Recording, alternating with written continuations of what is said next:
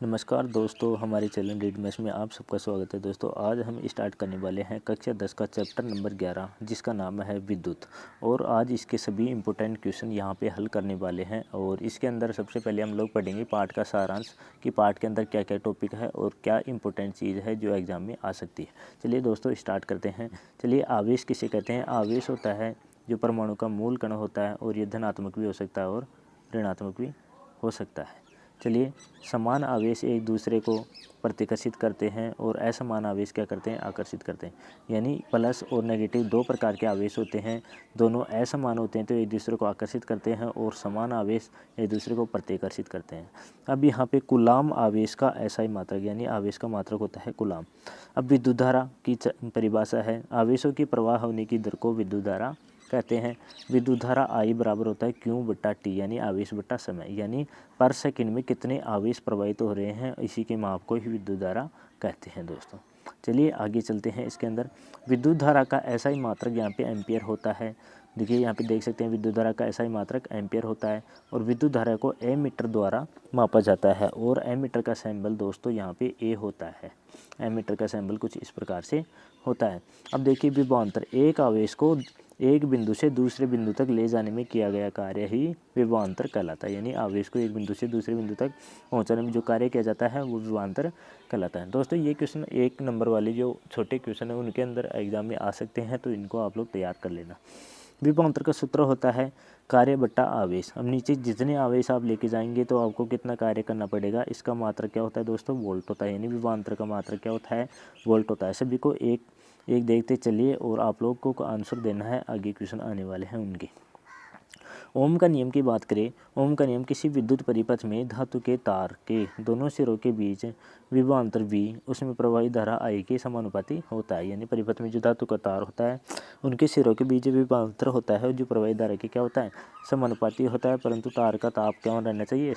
समान रहना चाहिए। इसे ओम का नियम कहते हैं। और सूत्र होता है दोस्तों इसका V बराबर IR। और इसके ग्राफ की बात करें तो दोस्तों यहाँ पे ग्राफ कुछ इस प्रकार से रहने वाला है, एकदम सीधी रेखा में। यानी जैसे जैसे विभवांतर का मान बढ़ेगा यहाँ पे वो तो धारा का मान भी क्या हो जाएगा दोस्तों? बढ़ता जाएगा। यानी धारा का मान जैसे जैसे बढ़ाएंगे विभवांतर बढ़ता जाएगा। दोनों एक दूसरे के क्या होते हैं? समानुपाती होते हैं।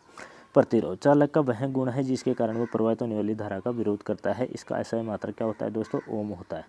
धारा नियंत्रक, परिपथ में प्रतिरोध को परिवर्तित करने के लिए जिस युक्ति का उपयोग किया जाता है उसे धारा नियंत्रक कहते हैं। यानी प्रतिरोध को चेंज करने के लिए जिस युक्ति का प्रयोग करते हैं उसे धारा नियंत्रक कहते हैं।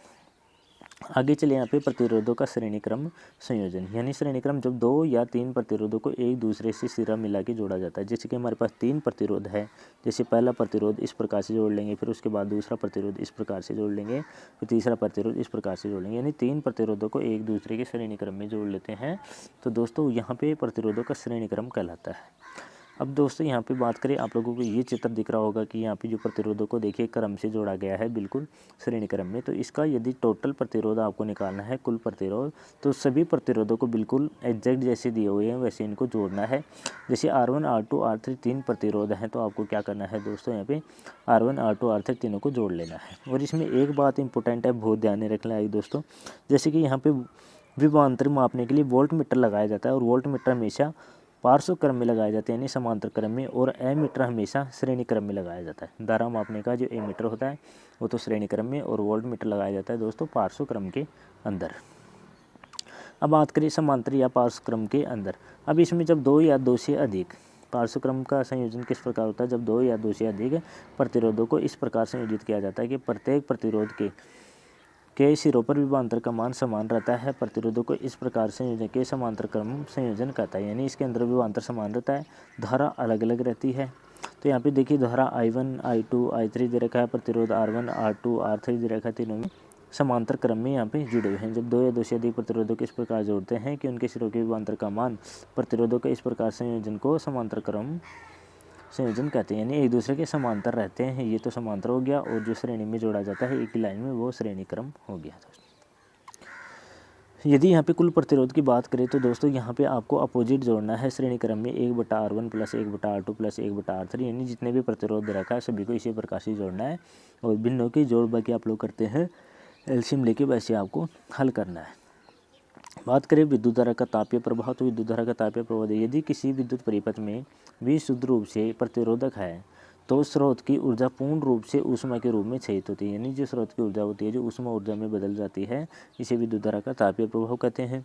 ऊर्जा बराबर होता है I²RT, यानी शक्ति गुणा ऊर्जा, यानी जितनी ऊर्जा जितनी देर तक शक्ति होगी तो उसे वो टोटल ऊर्जा होती है, यानी शक्ति गुणा ऊर्जा I²RT की बात यहाँ पे कर रहे हैं दोस्तों। शक्ति गुणा समय भी हो सकता है इसके अंदर, देखो H बराबर है, यानी H हीटिंग मतलब I² यानी धारा का होल स्क्वायर, और यहाँ पे RT हो गया। ठीक है दोस्तों। चलिए, विद्युत शक्ति ऊर्जा के उपभोग होने की दर को विद्युत शक्ति कहते हैं, और विद्युत शक्ति का ऐसा मात्रक यहाँ पे वाट होता है दोस्तों। ऊर्जा का व्यापारिक मात्रक होता है 1 किलोवाट घंटा, यानी 1 यूनिट। 1 kWh में विद्युत ऊर्जा की 1 यूनिट होती है। व्यापारिक मात्रक इसलिए बोलते हैं क्योंकि जो हम लोग मीटर में जो रीडिंग वगैरह देखते हैं उनके पर किलोवाट घंटा यानी 1 यूनिट के हिसाब से पैसे हमसे लिए जाते हैं, तो वो किलोवाट घंटा के हिसाब से यहाँ पे चलता है दोस्तों। यहाँ पे चलिए कुछ क्वेश्चन की यहाँ पे बात करने वाले हैं हम लोग, जो इम्पोर्टेंट क्वेश्चन है एग्जाम की दृष्टि से, आप लोग यहाँ पे देख सकते हैं, आपको स्क्रीन पे दिख रहा होगा। सबसे पहले ऑब्जेक्टिव क्वेश्चन की बात करते हैं। विद्युत धारा का मात्रक की बात हो रही है, यानी विद्युत धारा का मात्रक क्या है दोस्तों, एम्पियर होता है, हम लोग पढ़ चुके हैं, एकदम आसान प्रश्न है। विद्युत प्रतिरोध का मात्रक दोस्तों ओम होता है, और उसका यदि सैम्बल की बात करें तो सैम्बल कुछ इस प्रकार का होता है। विद्युत विभव का मात्रक, यहाँ पे विभव की बात हो रही है तो विभव का मात्रक दोस्तों यहाँ पे क्या होगा, विद्युत विभव वोल्ट होगा।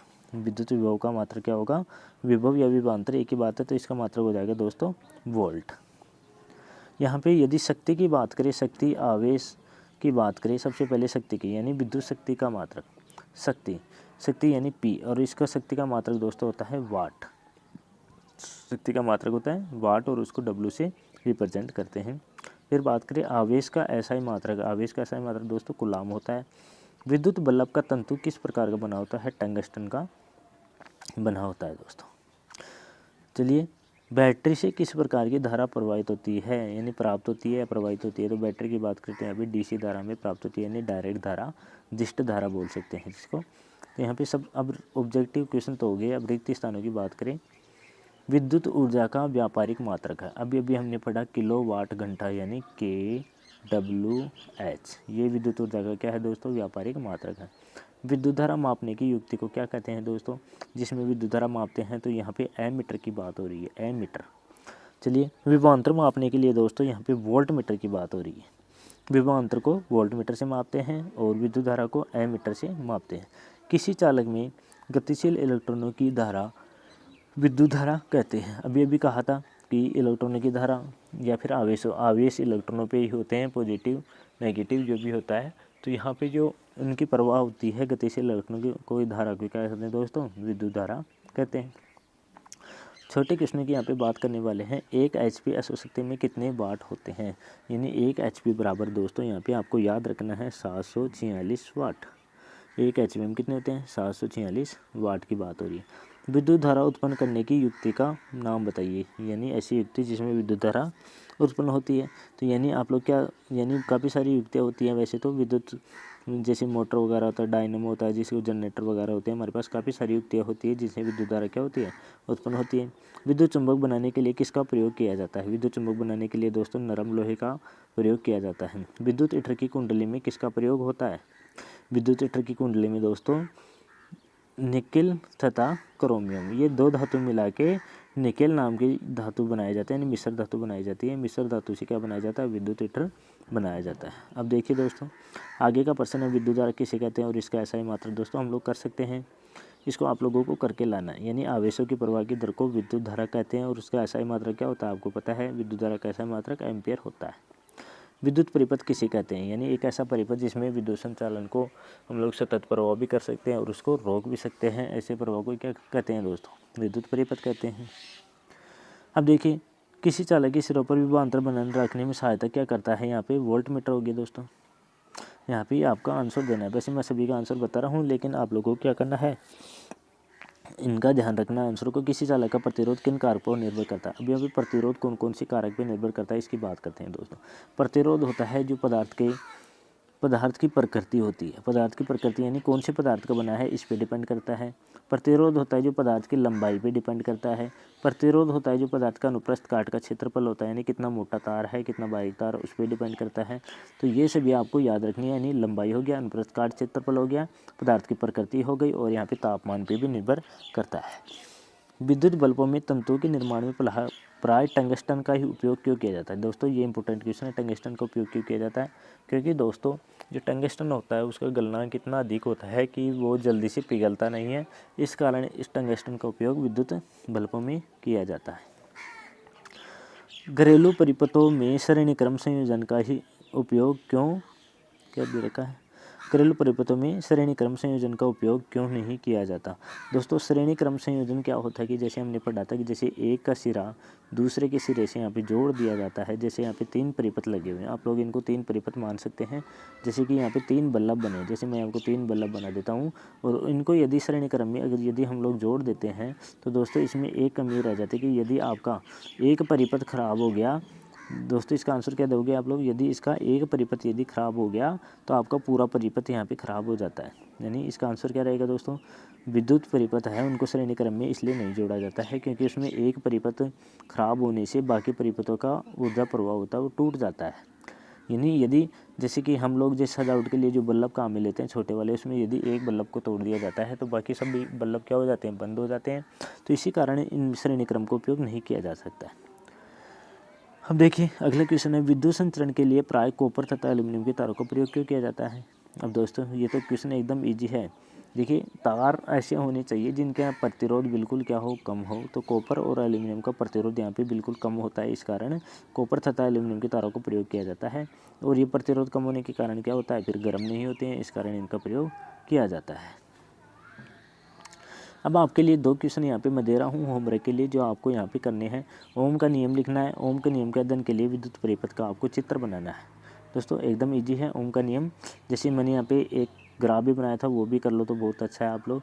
जैसे इधर आई का मान होगा, जैसे जैसे आई बढ़ेगा यहाँ पे वी भी बढ़ता जाएगा। तो यहाँ पे ये तो ओम का नियम हो गया दोस्तों। और इसके साथ साथ आपको ओम के नियम के साथ साथ क्या करना है, विद्युत परिपथ जो चित्र होता है उसका आरेख भी आपको बनाना है।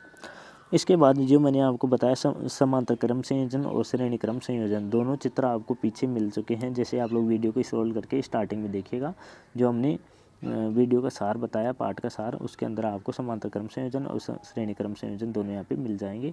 तो दोस्तों ये चैप्टर हो गया हमारी तरफ से कंप्लीट, यानी इसका मैंने आपको सार भी बता दिया, और इसके अंदर जो भी क्वेश्चन बनने वाले हैं इंपॉर्टेंट क्वेश्चन सभी आपको डिटेल यहाँ पे बता दी गई है। तो दोस्तों अभी एग्ज़ाम काफ़ी नज़दीक है, तो आप लोग तैयारी को बरकरार रखिए और हमारे साथ बने रहिए दोस्तों।